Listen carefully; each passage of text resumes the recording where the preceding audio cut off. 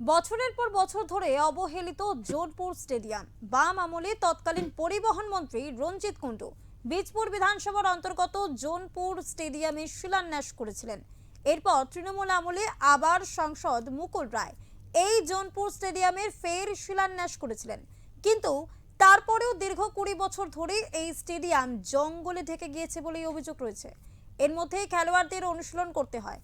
তবে এবার স্টেডিয়াম নির্মাণের উদ্যোগ নিলেন নতুন বিধায়ক সুদীপ্ত দাস। খেলোয়াড়দের ড্রেসিং রুমের ভিত্তিপ্রস্তর স্থাপন করে তিনি জানান, বাম আমল তৃণমূল আমল পার হয়েছে, কিন্তু বিজেপির আমলেই হবে এই জোরপুর স্টেডিয়াম।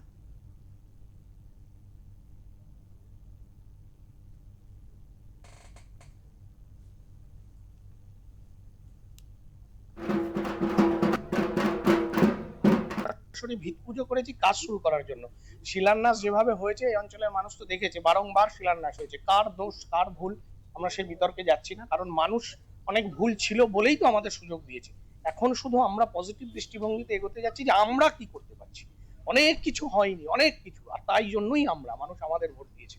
আমরা ওই জন্য আর শিলান্যাস নয়, শুধু ফলকে নাম খোদাই করা নয়, আমরা কাজ শুরু করতে চাই। হবে এখানে সাজঘর নির্মাণ হবে, এই মাঠটাকে ঠিক করতে হবে। এই মাঠটা খুব ভালো মাঠ, মানে প্রাকৃতিক ভাবেই ভালো মাঠ। আমি বলছি যে এই মাঠটা এমন ভাবে তৈরি, এক্সপ্রেসওয়ের পাশে, তার থেকে বড় কথা এই মাঠ, মানে মাঠের যে ক্যারেক্টার হওয়া উচিত, কলকাতাতেও এমন মাঠ নেই। এই মাঠটা এত ভালো মাঠ, এর পরিকাঠামোটা যদি আমরা করে দিতে পারি, যেমন এখন সাজঘরটা নির্মাণ হবে, মাঠটা রানিং চালু হয়ে যাবে, মাঠ খেলার উপযুক্ত করে দিতে হবে। তারপর আস্তে আস্তে আমরা আবার আবেদন করেছি সরকারের কাছে।